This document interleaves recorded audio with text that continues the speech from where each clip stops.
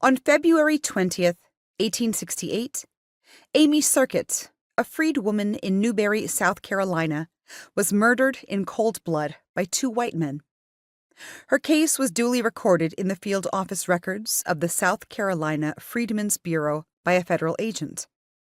The killers were Samuel Rudd, who worked on the premises of John G. Lifford, and Lifford himself. They invaded the Circuit home in search of Amy's husband, referred to in the records variously as Charles or Coleman.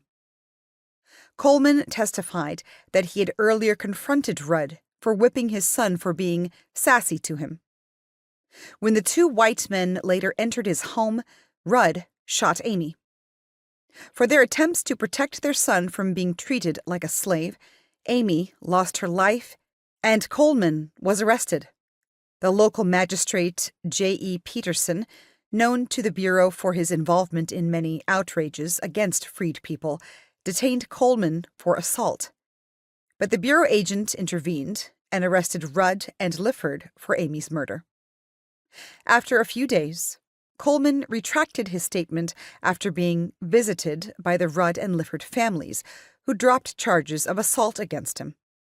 Amy's death, Coleman now stated, could have been accidental.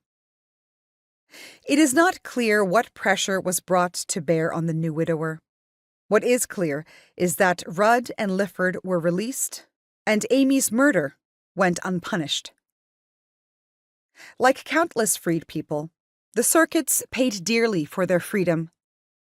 The story of Amy's death could be the history of Southern Reconstruction after the Civil War in microcosm, the attempt of freed people to breathe meaning into their freedom, the attempt of the Freedmen's Bureau, a stand-in for the government, to intervene in a miscarriage of justice, and the reassertion of the authority of local white elites to act with impunity and defy the rule of law.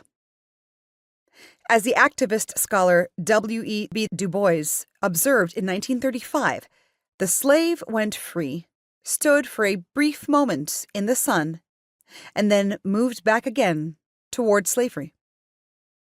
Building on Du Bois, who wrote the first great history of Reconstruction, this book narrates the rise and fall of what I call the Second American Republic. Amy Circuit was murdered at the start of Reconstruction, when black men attained the right to vote and hold political office.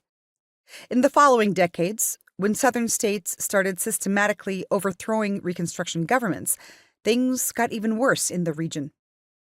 Where I depart from most historians of Reconstruction is in my attempt to link such developments in the South with others across the nation.